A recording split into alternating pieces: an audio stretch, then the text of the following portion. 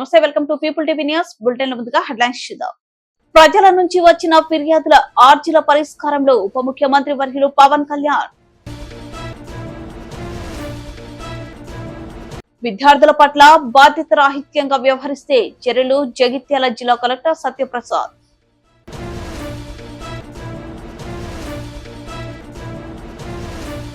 టీడ్కో ఇల్లు పూర్తి చేసి లబ్ధిదారులకు అప్పగించాలని భారత కమ్యూనిస్టు పార్టీ సిపిఐ జిల్లా కార్యవర్గ సభ్యులు బుక్కే విశ్వనాథ్ నాయక్ డిమాండ్ చేశారు. ఎల్బీ నగర్ లోని కిలా వైసమ్మ దేవాలయంలో పట్టు వస్త్రాలు సమర్పించిన మంత్రి సీతక్క.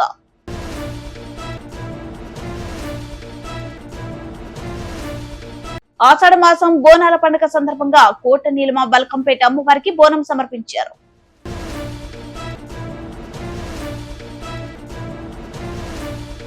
రాష్ట్ర ఉప ముఖ్యమంత్రి పవన్ కళ్యాణ్ తన కార్యాలయానికి రాష్ట్ర వ్యాప్తంగా ప్రజల నుంచి వచ్చిన ఆర్చీలను ఫిర్యాదులను శనివారం ఉదయం నుంచి పరిశీలిస్తున్నారు. తన కార్యాలయం సిబ్బందితో కలిసి ఉప ముఖ్యమంత్రి స్వయంగా ప్రతి ఆర్చీని క్షుణ్ణంగా చదువుతున్నారు. పంచాయతీరాజ్, గ్రామీణాభివృద్ధి, గ్రామీణ నీటి సరఫరా, పర్యావరణం, అటవీ శాఖలపై వచ్చిన ఆర్చీలతో పాటు ప్రజలు తాము ఎదుర్కొంటున్న ఇతర సమస్యలను, ఎదురవుతున్న ఇబ్బందులను ఫిర్యాదుల రూపంలో పవన్ కళ్యాణ్ దృష్టికి తీసుకొచ్చారు. తన శాఖల పరిధిలోని ప్రతి అంశాన్ని అధికారులతో మాట్లాడి నిర్దేశిత వ్యవధిలో పరిష్కరించాలని ఆదేశాలిచ్చారు. ఇతర శాఖలకు సంబంధించిన ఆర్చీల ఫిర్యాదులను సంబంధిత శాఖలకు పంపిస్తున్నారు. తిరుపతి జిల్లా వెంకటగిరిలోని ఎన్టీఆర్ కాలనీ 6వ వార్డు ఫస్ట్ లైన్ నుంచి మహిళలు, వృద్ధులు తెలియజేసిన సమస్య పవన్ కళ్యాణ్ ని కదిలించింది. ముఠాలుగా ఏర్పడిన కొందరు యువకులు బైక్స్ పై ప్రమాదకరంగా వేగంగా వీధుల్లో సంచరిస్తూ విద్యార్థులను, యువతలను, మహిళలను వేధిస్తున్నారని, వృద్ధులను భయపెడుతున్నారని లేఖ రాశారు. నాకు రెగ్యులర్ గా మన రిపీటెడ్ కంప్లైంట్స్ ఉన్నాయి sir. Just I want to bring it your notice. ఇప్పుడు మధు గారు చెప్పారు కదా సార్, కొంచెం చూడండి సార్. వాళ్ళు small submission, sir. One motorcycle was immediately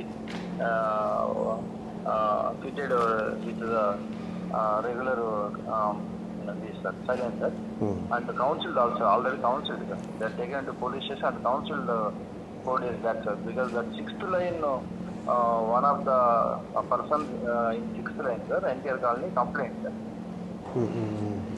Already we have taken these 2 guys to the police station and physically counseled and already given warning, and ఒక motor చెన్నైకి వెళ్ళింది అంటే ఇంకో మోటార్ సైకిల్ దొరికి దానికి ఇమ్మీడియట్ గా ఈ సైలెన్సర్ కూడా చేశారు సార్. రెండోసారి ఇప్పుడు మళ్ళీ పంపిస్తున్నారు సార్. యాక్చువల్లీ నాకు రెగ్యులర్ కంప్లైంట్స్ అంటే రౌడిజం ఎక్కువ అయిపోయిందని కొంచెం మీరు అది కొంచెం సీరియస్గా తీసుకోవాలి sir. Please contact.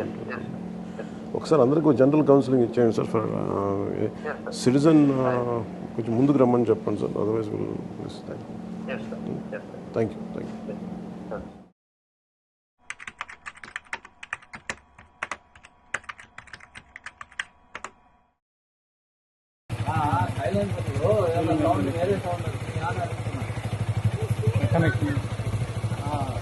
Silencer problem ఏం లేదు.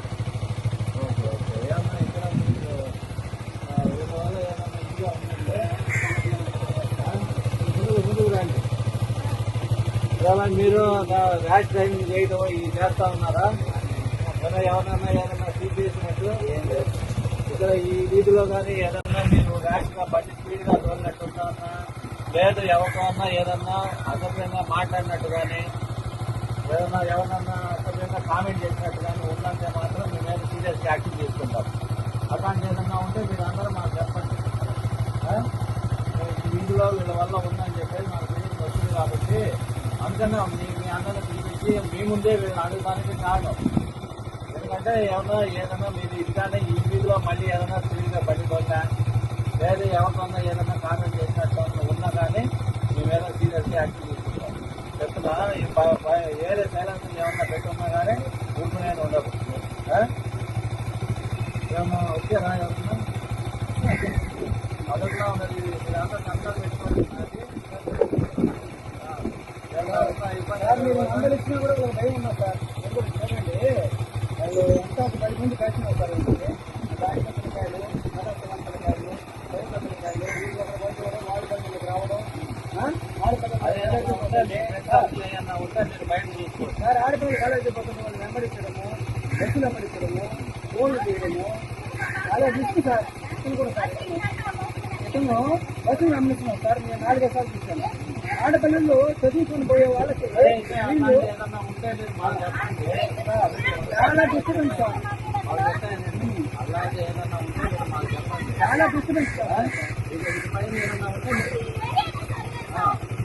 చాలా డిస్టర్బెన్స్ సార్. వీళ్ళు ధీమా సార్, చిన్న ధీమాగా సార్.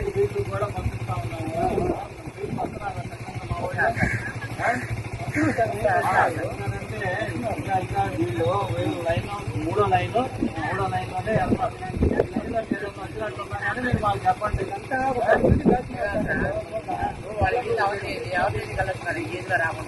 అందుకే చెప్తా ఉన్నాను నేను అదే చెప్తున్నాను. చిన్న బిడ్డలు బైక్ లో పోతుంటే మీ వీధిలోనే వెళ్ళండి, మీ వీధిలోనే రండి.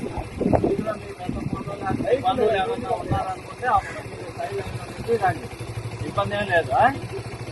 మీరు ఇంకోసారి ఏదన్నా మీకు ఇక్కడ పొరపాటు వచ్చిందని అంటే ఊరుకోండి.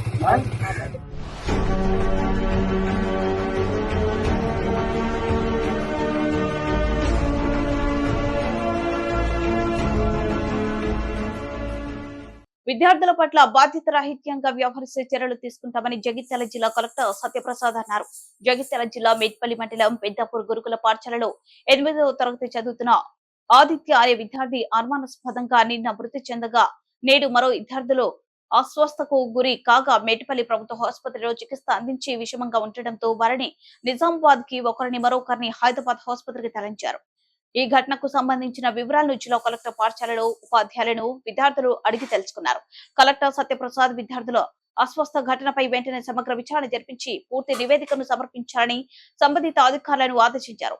అస్వస్థకు గురైన విద్యార్థుల ఆరోగ్య పరిస్థితిపై అడిగి తెలుసుకున్నారు. పాఠశాలలోని తరగతి గదులకు కిటికీలు లేకపోవడం, పారిశుద్ధ్య మరుగుదొడ్ల నిర్వహణ అస్వస్థంగా ఉండటంతో పాఠశాల ఉపాధ్యాయులతో పాటు సిబ్బందిపై ఆగ్రహం వ్యక్తం చేశారు. విచారణ అనంతరం బాధితులపై చర్యలు తీసుకుంటామని కలెక్టర్ తెలిపారు.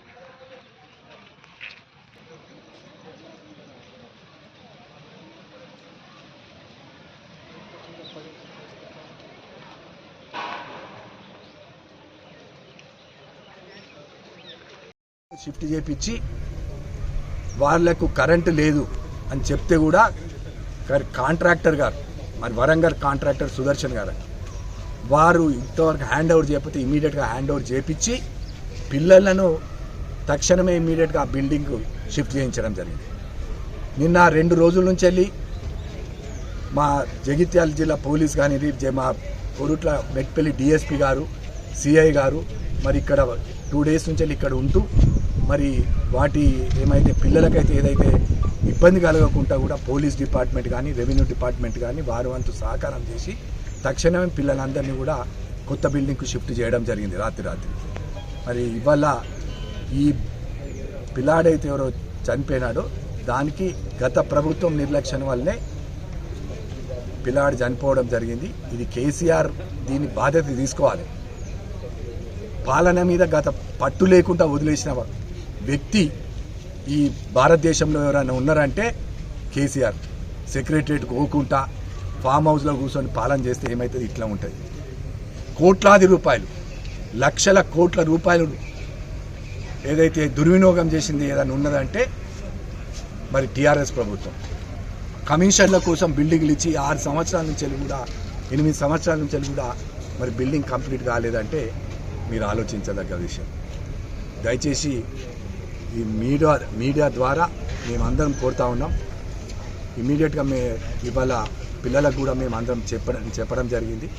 ఎందుకంటే ఇవాళ డైలీ మార్నింగ్ బ్రేక్ఫాస్ట్ కానివ్వండి, లంచ్ కానివ్వండి, డిన్నర్ కానివ్వండి మంచి రేషన్ తోటి మంచి ఫుడ్ ఇచ్చే విధంగా ఈ కాంగ్రెస్ ప్రభుత్వం వచ్చినాక చర్యలు చేపట్టడం జరిగింది.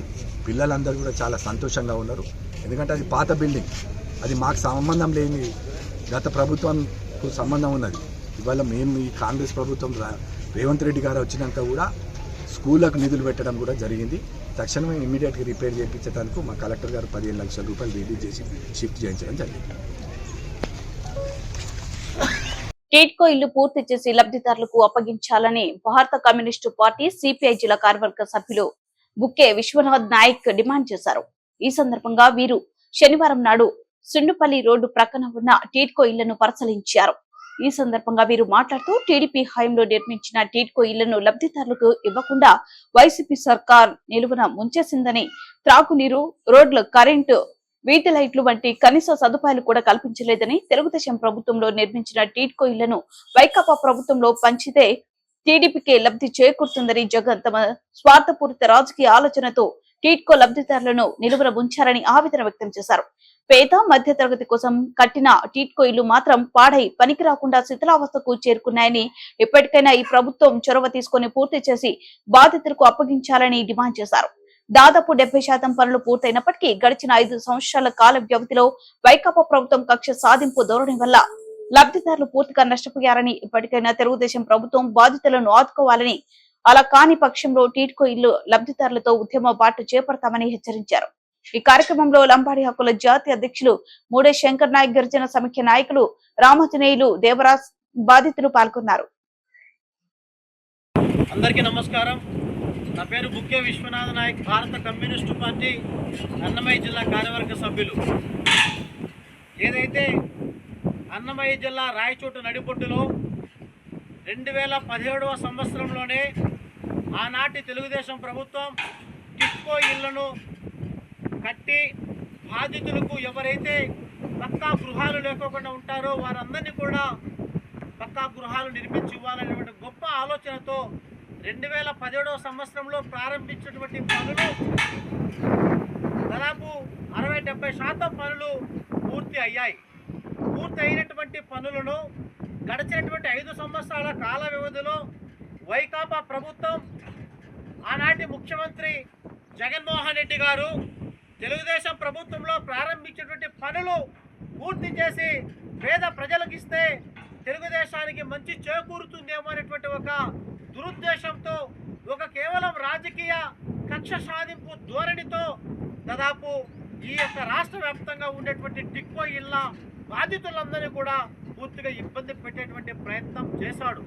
కనుక ఇప్పుడు ఏ లక్ష్యంతో అయితే తెలుగుదేశం ప్రభుత్వం 2017వ సంవత్సరంలో ప్రారంభించిందో, ఇప్పుడు మళ్ళీ తెలుగుదేశం ప్రభుత్వం అధికారంలోకి వచ్చింది కనుక ఈ యొక్క టిడ్కో ఇళ్లను త్వరితగతిన పూర్తి చేసి బాధితులకు అప్పగించాలని చెప్పేసి భారత కమ్యూనిస్టు పార్టీగా డిమాండ్ చేస్తున్నాం. అలా కాని పక్షంలో భారత కమ్యూనిస్టు పార్టీ నేతృత్వంలో తప్పకుండా ఉద్యమాలకు శ్రీకారం చుడతామని హెచ్చరిస్తున్నాం. ఎంతటి దౌర్భాగ్యం, దుర్మార్గం అంటే గడిచిన 5 సంవత్సరాల కాల వ్యవధిలో ఎక్కడ చూసినా వేసిన పనులన్నీ కూడా తుప్పు పట్టిపోయినాయి, అన్నీ కూడా దొంగలించబడ్డాయి. ఈ యొక్క స్టీలంతా కూడా పూర్తిగా ధ్వంసం అయిపోయింది. ఇలాంటి దురుద్దేశంతో ఈ విధంగా పేద ప్రజల గూడును, వారి యొక్క సొంతింటి కలను ఆనాటి వైఎస్ఆర్ కాంగ్రెస్ ప్రభుత్వం తుంగలేకి తొక్కింది. కనుకే పేదలు ఈరోజు ఎంతటి గట్టి గుణపాఠం చెప్పారో ఆలోచన చెయ్యమని చెబుతున్నాను. ఇప్పటికైనా తెలుగుదేశం ప్రభుత్వం టిడ్కో ఇళ్లను పూర్తిగా త్వరితగతిన పూర్తి చేసి బాధితులకు అప్పగించాలని మేము డిమాండ్ చేస్తున్నాం. నమస్తే, welcome to people TV news. LB Nagar లోనే కిలం మైసమ్మ దేవాలయంలో పట్టు వస్త్రాలు సమర్పించిన మంత్రి సీతక్క బోనాల పండుగను అత్యంత వైభవంగా కాంగ్రెస్ ప్రభుత్వం నిర్వహిస్తుందని సీతక్క తెలిపారు. రాష్ట్ర ప్రజలపై ఆ దేవతల దీవెనలు ఉండాలని మంత్రి సీతక్క తెలిపారు. బోనాల కోసం రాష్ట్ర ప్రభుత్వం 25 కోట్లు కేటాయించిందని, ప్రజలందరూ సంతోషంగా పండుగ జరుపుకోవాలని ఆకాంక్షించారు.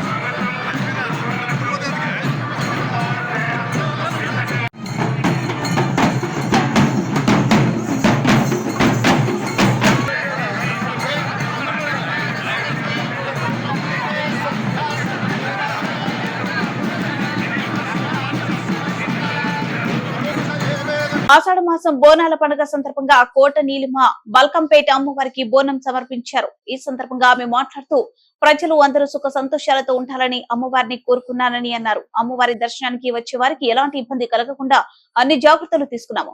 ముఖ్యంగా మహిళా భక్తులకు ఎలాంటి అసౌకర్యం కలగకుండా తగు చర్యలు తీసుకున్నామని తెలిపారు.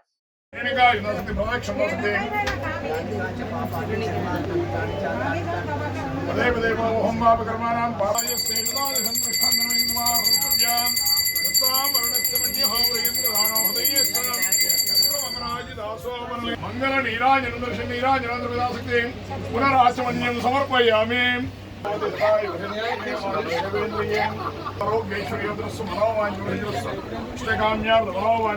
దేవీ ప్రసాదశక్తి సర్వకార్య మనోవాంఛ సర్వకార్య ఆనుకూల్య మనోవాంఛ ఇష్టకామ్య మనోవాంఛ. ఓకే రైట్, అందరికీ నమస్కారం. ఇవాళ బల్కంపేట్ ఎల్లమ్మ తల్లి దగ్గర బోనాలు సమర్పించడం జరిగింది. అమ్మవారు ఆశీస్సులతో బోనం తీసుకొచ్చి నేను అక్కడ మనందరి వైపున మీద మనందరి సనత్ నగర్ కుటుంబం అంతా వాళ్ళందరి వైపున బోనం సమర్పించాను.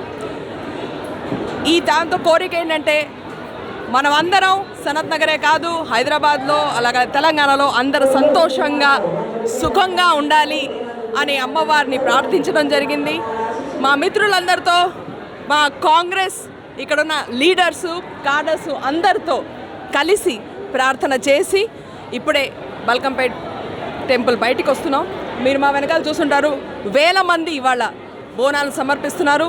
ఈ ఏర్పాట్లన్నింటిని కూడా ముందర రివ్యూ చేసి మిగతా అన్ని ఏజెన్సీస్తో మేము చూసి ఒక్కొక్క మా కాడర్ ఒక్కొక్క మా కాంగ్రెస్ లీడర్ ఇక్కడ ఎంతో సమర్పణ భావనతో భక్తితో భయంతో సర్వీస్ చేసి వాళ్ళు వీళ్ళందరికీ హెల్ప్ చేయడం జరుగుతుంది. ఎంతో మా వైపు నుంచి వాలంటీర్స్ కూడా ఉన్నారు.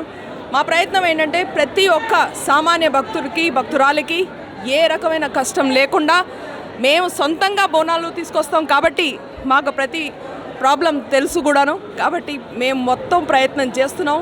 మీ సహకారం కూడా ఉండాలి, ప్రజల సహకారం ఉండాలి, మీడియా మిత్రుల సహకారం ఉండాలి. ఇలాంటి పండుగలు సక్సెస్ఫుల్ చేయాలంటే అందరికీ మరోసారి బోనాలు. బిడ్డ ముగించే ముందు హెడ్లైన్స్ మరోసారి. ప్రజల నుంచి వచ్చిన ఫిర్యాదుల ఆర్జీల పరిష్కారంలో ఉప ముఖ్యమంత్రి వర్యులు పవన్ కళ్యాణ్. విద్యార్థుల పట్ల బాధ్యతారాహిత్యంగా వ్యవహరిస్తే చర్యలు జగిత్యాల జిల్లా కలెక్టర్ సత్యప్రసాద్.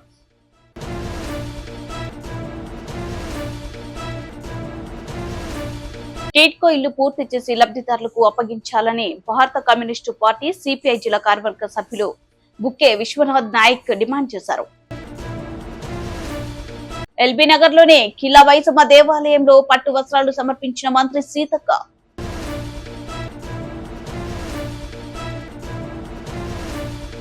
ఆషాఢ మాసం బోనాల పండుగ సందర్భంగా కోట నీలిమ బల్కంపేట అమ్మవారికి బోనం సమర్పించారు.